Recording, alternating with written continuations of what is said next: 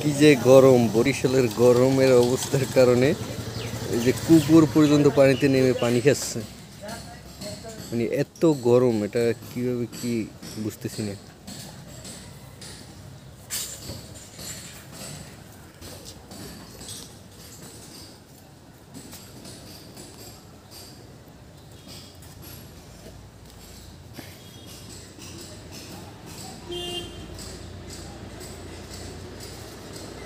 ছবি তুললে ওখানে কেয়ার করবে ও আছে গরমে।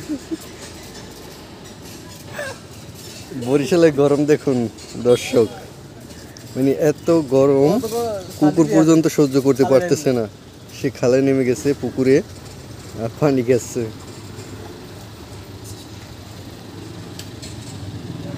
ক্যামেরার দিকে তাকাবে না কাজে।